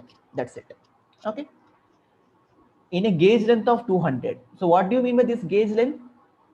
So whenever you are measuring strain, you have to consider a particular gauge length. Like in tensile test, to draw that stress strain diagram, we have considered some gauge length. Okay, so on which we have focused, on which we have kept our attention. So similarly, the gauge length in the sense, that's it, that itself. Or you can say this A to B distance, it itself is, this itself is your gauge length. Okay, so the gauge length they have given, change in length they have given, gauge length in the sense original length itself. Okay, so if you know change in length and initial length, you can calculate the strain value at locations A, B and C, D. So change in length to original length will be your strain values at location A, B and C, D. Okay. Now they have said that consider Young's model should be 70 GPa and calculate the following. So first question, stress at the bottom fiber, that means this fiber, and stress at the top fiber you have to calculate. Right now, can you tell, is there anything wrong in this question or everything is correct? So initially, whenever a student sees these type of questions, they feel that there is something wrong in this question. So if have you noticed anything wrong in this question, or the question is correct? So already you have read the question, that's why I'm skipping it. I'm coming down. You just please comment and let me know whether everything is fine with this question or anything wrong in this question.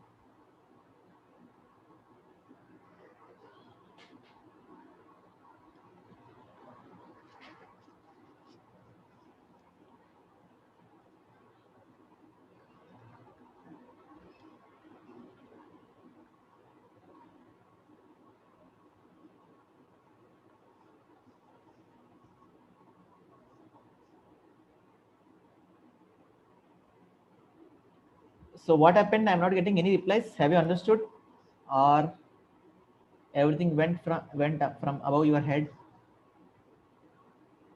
Achha, which concept to apply? So you are getting confused. Which concept to apply? Okay, so Saurav Mandal, you are saying that, right? So please listen to me. Before solving that question, I'll try to recall some concepts of this particular bending. Please listen to me carefully. Then I'll go to the question and then I will discuss the question. Okay. So let us say there is a beam. So I'm having a beam. So any type of cross section you can imagine, rectangular, square, or any other type of cross section, and I'm applying some end couples. Okay, hogging moment I'm applying. Right. So if I apply hogging moment, now you know if it is a concentrated moment, then the bending stress will be, the bending moment will be constant at each and every section. Yes or no? So how can we write bending stress is equal to m by I into y. So at a given location or throughout the beam also, if we apply concentrated moments or couples, this bending moment will be constant, and I value anyways it is constant. Okay. Now I am taking a particular section. So simply I can write it as sigma proportional to y. Okay. Now you know the bending stress distribution, right? You know the bending stress distribution. It will be somewhat like this. So this will be your bending stress distribution. Let me draw this.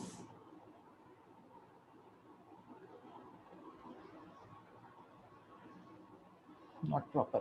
1 second, please. Let me use this line.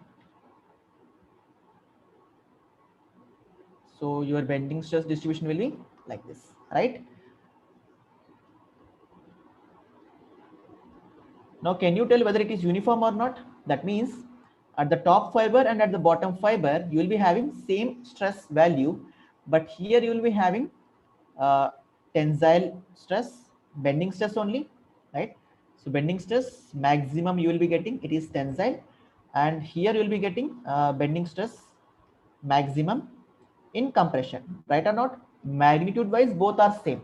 Okay, so in fact you take any fiber from this particular neutral axis. So why we always measure from neutral axis, right? You take any fiber in upward direction. Let us say if you're taking at a distance of 10 mm above, and you take a fiber at a distance of 10 mm below. So on both the fibers, the magnitude of stress will be same, but the direction will be different. So that's the case. Okay. So you can see sigma proportional to y. So similarly, can I write stress is proportional to strain?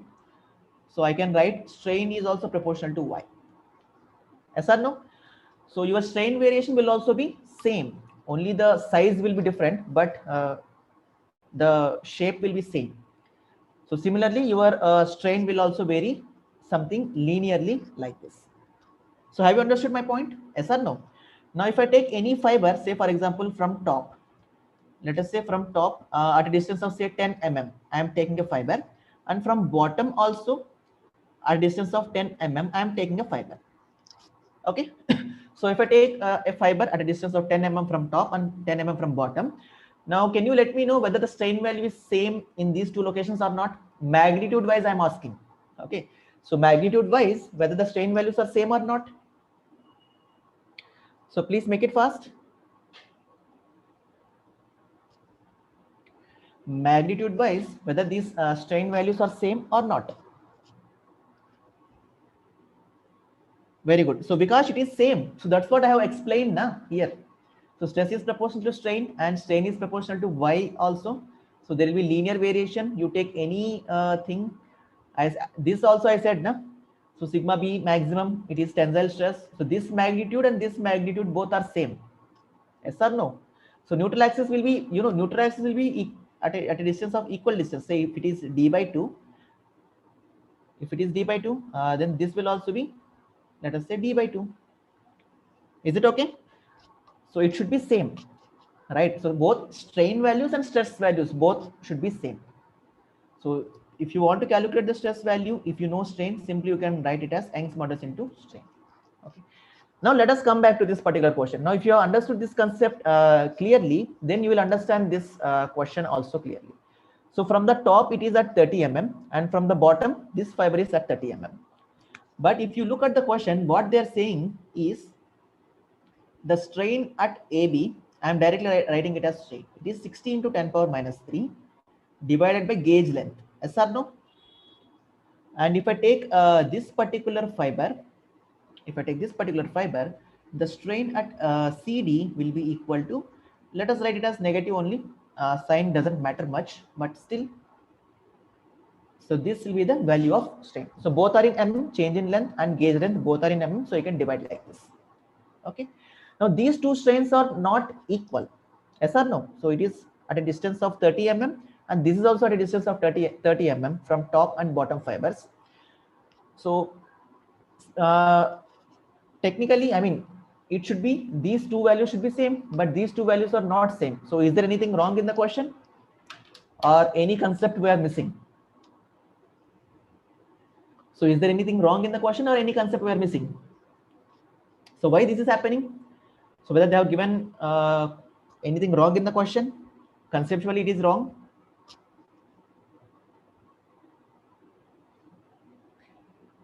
So there is nothing wrong in the question. Let me tell you, if you understood this particular concept, please listen. They haven't given entire beam to us. Okay, so entire beam can be having any depth. We don't know what is that depth value. They just have given a simple, or they just have given some part of that particular beam in the question. So when I say a part, say for example this part. So if this red colored one is your entire beam, they just have given this small part. That's why you can see at the top fiber of this section, whatever given in the question, the strain is less, and at the bottom fiber the strain is more. That means something like this they might have taken, they might have cut a part, something like this, and they have given us. No, so please follow me. Have you got this point? Please do reply. So some part they just have cut like this and they have given us. So you just take this and you just let me know what are the what is the stress value at the top fiber and what is the strain value at the bottom fiber. So they just have taken some random part and they have given it to us. That's what they have done in the question. So this is the little bit, this is a tricky question. So this part, so you can see from this also you can see at the top fiber it is strain is less. So if strain is less, stress will also be less. At the bottom fiber I am showing that strain is more and stress is also more. Okay, so this is what they have done in the question, right? So if this is the case, first what you have to do is, first you have to calculate the location of neutral axis. Okay, first calculate the location of neutral axis, then you can, find out the stress values at top and bottom fibers. So let me draw this diagram. Very good, Chandru. I think now you have understood. So this is a little bit tricky question. So this is AB and this is CD, right? Now if I take this something like this, outside I'm taking it, okay, and this is also I'm taking it out.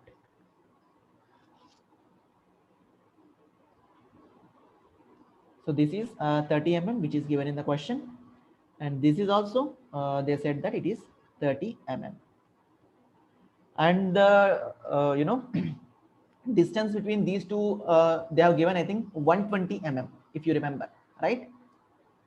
They said it is 120 mm. Now the task for you is calculate the stress values at AB and CD. Make it fast, quickly calculate the stress values at AB and CD. So if I take stress value at AB,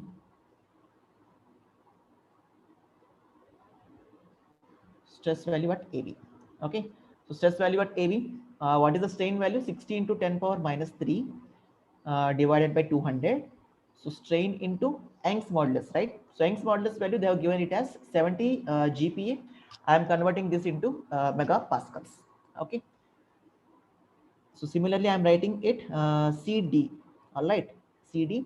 So this will be minus 100 into 10 power minus 3 divided by 200 into 70 into 10, right? So please let me know what are these stress values AB and CD. So as far as I remember, the values at AB, I think it is smaller value, right? It is small, so it should be, I think.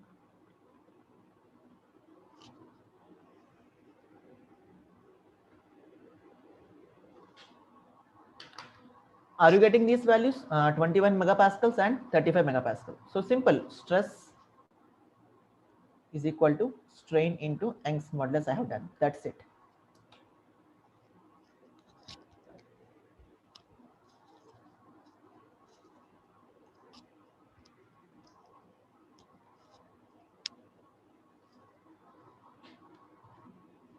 So what about the next value? Sigma CD, 35 megapascals. Very good. Okay. So I hope everyone got this. And if you have not got, so please try and do afterwards calculation. Now please listen to me. So at this location, I am showing the stress distribution, right? So at this location, the value of stress is 21 megapascals.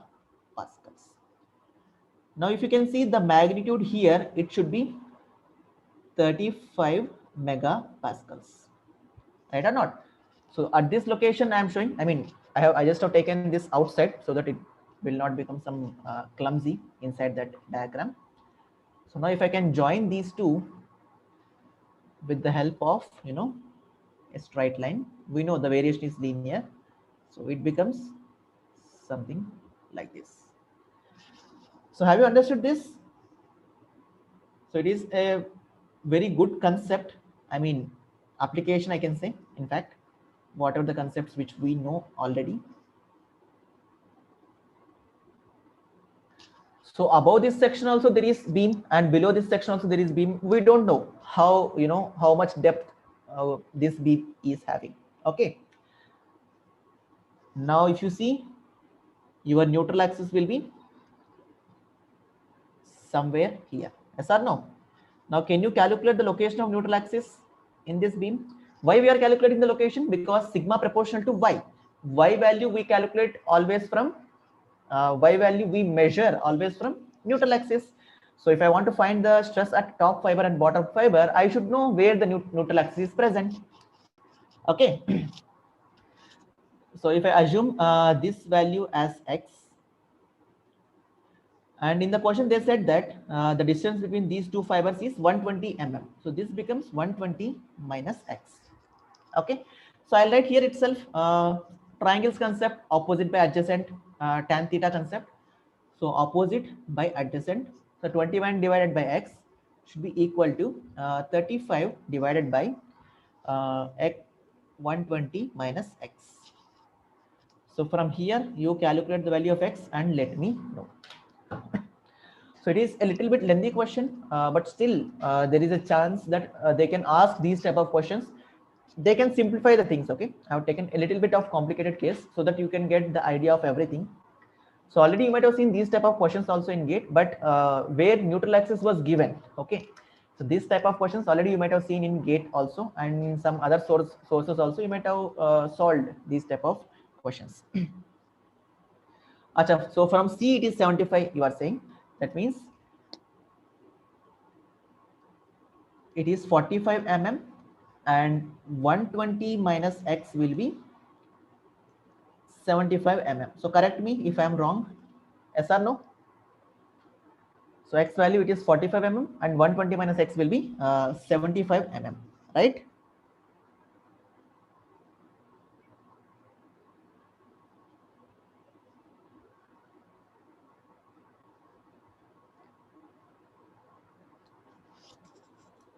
Now then moving ahead, as I said, sigma proportional to y. Okay, so sigma top divided by sigma. You know the stress value at location AB, right? So y top and YAB, right or not? So you just look into the diagram. I am writing directly because I think I remember the values. So stress value at AB, it is 21 megapascals is equal to location from neutral axis to the top. I think it is 45 plus 30, right or not? 45 plus 30 divided by location of AB. I think it is 45.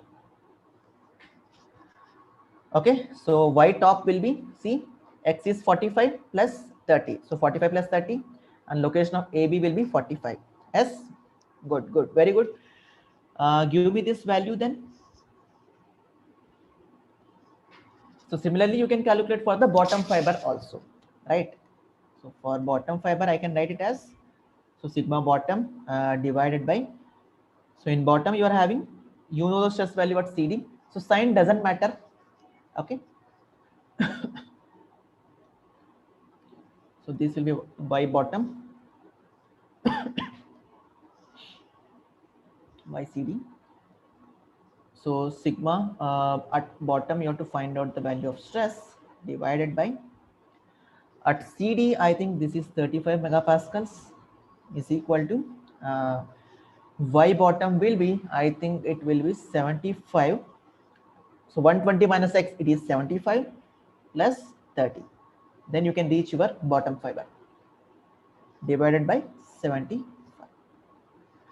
So this value, I think how much? 35 megapascals. 35 megapascals, and this value should come out to be 49 megapascals. So sigma top you will get it as 35 megapascals, and sigma bottom it is 49 megapascals, right?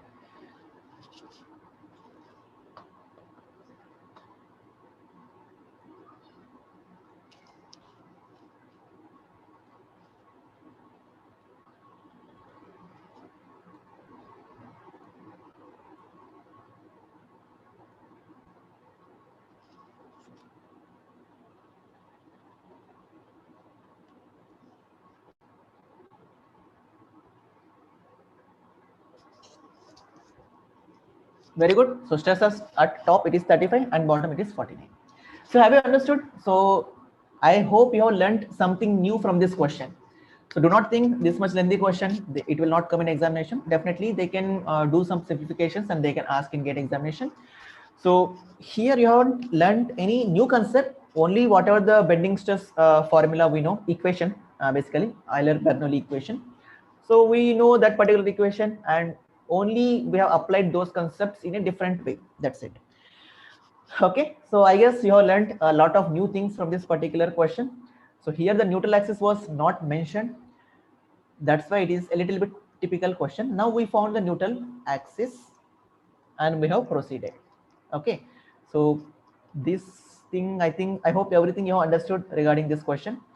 So if you're having any doubts in this question, you can ask, and we are left with only one question from columns. We will solve that particular question, and then I'll take your general queries for the last 5 minutes, say. So it is a very simple question. Next one, which is related to this particular columns. Please let me know if you're having any doubt in this particular question.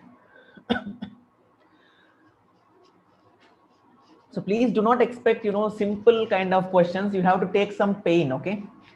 So your previous concepts, anyway, it will be revised and some addition to your knowledge should be there. That's why I have designed these questions in such a way that from each and every question, you will be getting something new, okay?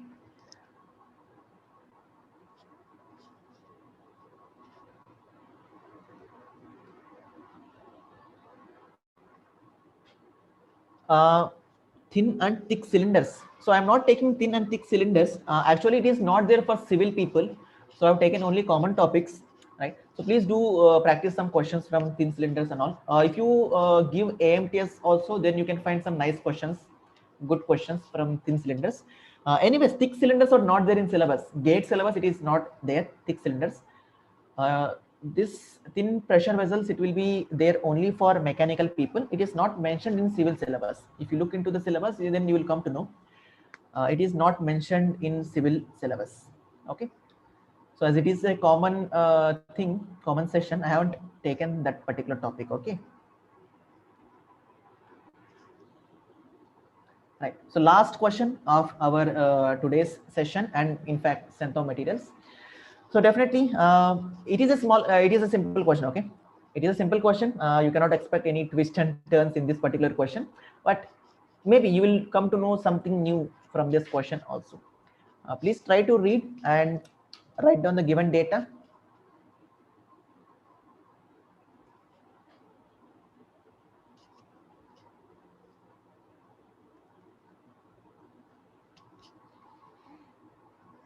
So what they're saying, a hollow 6-meter long steel tube.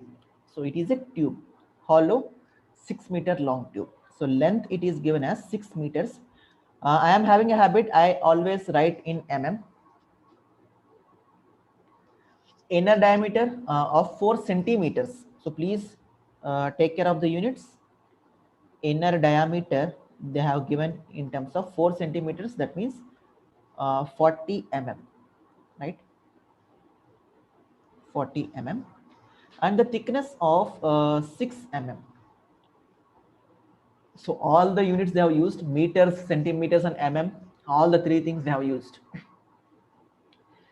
The Young's modulus of the column. So now we have understood this is related to columns. So Young's modulus of the column is 200. So as I said, I'll write in megapascals. Megapascals is nothing but Newton per mm square, right? And a buckling load factor of 4. I think this will be a new term, maybe buckling load factor. So this buckling load factor, can you can you guess what is this buckling load factor? Buckling load factor. So with your common sense, any guess? Buckling load factor. What is buckling load factor?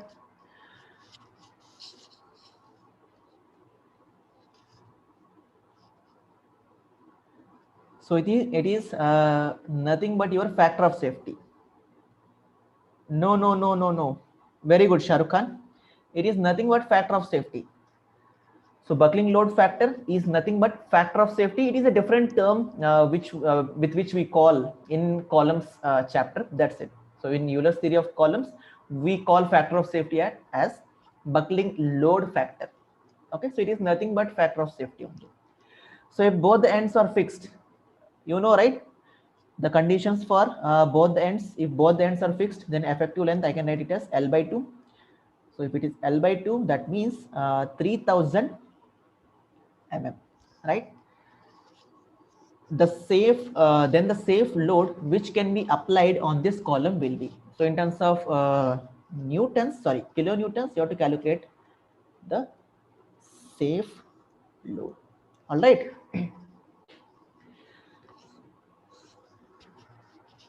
So please do calculate. You know, there is only one formula. So in entire, Euler's theory of columns, you are having only one formula, which is pi square E, moment of inertia, least moment of inertia, divided by LE square. Okay. And this formula you have to remember for columns, and end conditions you have to remember. So these two are the major things from which you can expect questions in the GATE examination, right? So if it is a circular or circular cross section, I mean solid circular cross section or hollow, in both the cases, I least will be same in both the axes. So no need to worry. So for square cross section also, no need to worry about least moment of inertia, because moment of inertia will be same about XX and about YY axis. If it is a rectangular cross sectional column, then you have to worry about least moment of inertia. But for square, circular and hollow sections, no need to worry. Okay, so substitute the values and find out the value of P critical pi square. Young's modulus is I think 200 into 10 cube into what is the moment of inertia for this one. Let me write here. I don't know whether you know this formula or not. So for circular section, pi d naught power 4 minus di power 4 divided by 64. So here you can make mistake. So maybe if you are in that torsion or chapter and in that particular mode, you may take it as pi by 32 also. So please don't do these kind of silly mistakes. So do not say that, sir, I will not do this type of silly mistakes. So it will happen. We have seen students doing these type of mistakes in actual GATE examination also.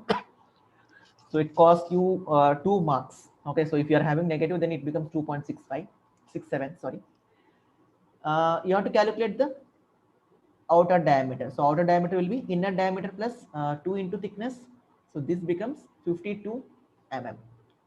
Right or not? So substitute here. I value will be pi d naught power 4 minus di power 4 divided by 64, and one more LE square also you have to consider, LE square. So sometimes you may miss square also here. Please take care of that. Hello.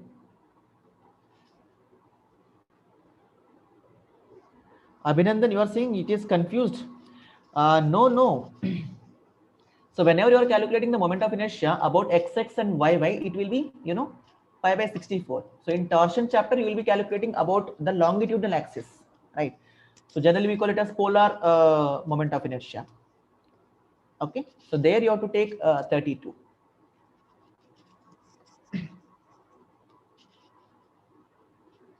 So please let me know in terms of kilonewton. You can let me know the value of this critical load. How much you are getting? I think you will be getting 50 point something or 51 point something kilonewton. Please let me know.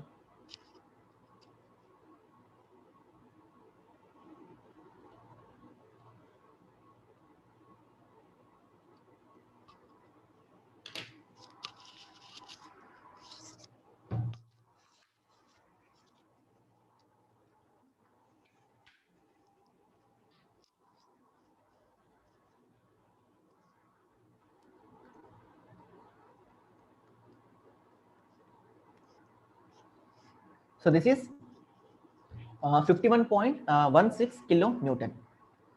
Very good, Shahrukh. 16 or 15. Okay, so you can approximate it as 51 also. No issues. So done. Is this the correct answer? Is this correct answer?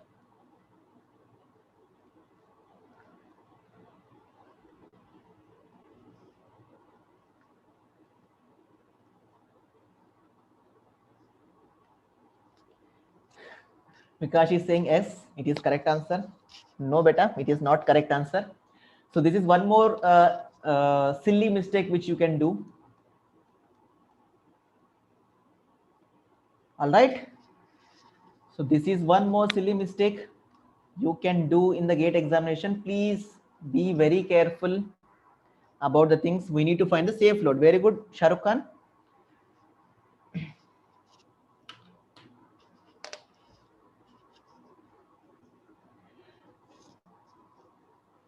Very good. So 12.78 or 12.789 kilonewton you will get from this. Okay. So from this, I think you might have learned two new things. One, maybe this one. Hollow sections can also be columns. Okay. So this you might be knowing already, but you might have not solved some questions. Maybe most of you might have not solved questions on hollow sections. So this is one point. And one more point is there is something called as buckling load factor. Okay. So I think these two things you might have known, you might have learned from this particular question. Okay, so I have tried to include some new things, new concepts. So this is the end of our session. So thin cylinders I haven't taken as it is not there for both civil and mechanical. So please practice some questions. And in thin cylinders there is nothing, only some formula are there: hoop stress, longitudinal stress, and for hoop strain and longitudinal strain and volumetric strain. Only these things you have to remember. And from these areas only you will be getting questions. And one more thing is in plane maximum shear stress and absolute maximum shear stress. So go through those concepts, and I think this is sufficient. Most of the questions will be coming from these particular concepts only in the GATE examination. Okay. So I think some people were asking some general doubts initially. We are left with some 4 minutes of time. So please do ask if you're having any general doubts. This PDF will be shared with you. I'll try my best to share it with you as early as possible. Okay. And if you're having any doubts and if you want to refer anything, you can refer from this. Right. That's what I said. Krishna, I will be sharing this one. Okay. So any doubts in this session, whatever the things which we have seen from the beginning, deflection of beams I have taken. So I have taken questions a little bit more than the GATE level. Krishna, I think you will be getting from the live, I mean live chat, or maybe in the description, or maybe in the comments. So if you don't receive, you just try to comment below this video if you don't receive this, and our team will get back to you. So I will share from my side. Okay. So if you don't receive maybe within some today or tomorrow, you try to comment below the video. Our team will be sharing, replying you on that particular comment. Okay. So Vikash is saying the relation between average shear stress and maximum shear stress in torsion. So average shear stress and maximum shear stress in torsion. Generally, we discuss in pure torsion cases. That means whenever you are applying some transverse loads, there we discuss these relations between average shear stress and maximum shear stress. But in torsion, we don't discuss this. Okay. So in torsion, we don't calculate this average things. Okay. Anything else? So I hope these sessions are helpful to you. If you haven't watched first part, you can watch, and please do share these sessions with your friends also, so that they will be getting benefit out of these particular sessions. And I have tried my best to include new things in each and every question, and I guess your concepts has been brushed up, and from each and every question you might have learned something new. Okay, so maybe some new concept, or maybe the existing concept, how to apply in a different way. These things you might have learned from these sessions. So please do attend the other sessions also. I think FM sessions are going on. Maybe I think it is completed or last part is left. I don't know. So you might have got the timetable also for these GATE score booster sessions. So definitely this will help you in your revision, and some new concepts and new things also you will come to know from these particular sessions. Okay. So thank you so much for watching, and all the best for your GATE examination. Stay focused and do well in the examination. Only few days are left. Do not lose your confidence, right? So stay focused, and whatever possible, you just utilize your time on revising the things and studying. That's it. Do not let any negative thoughts come into your mind. So use the time whatever left with you properly, and do well in the examination. So thank you so much. Bye bye. All the best for your GATE.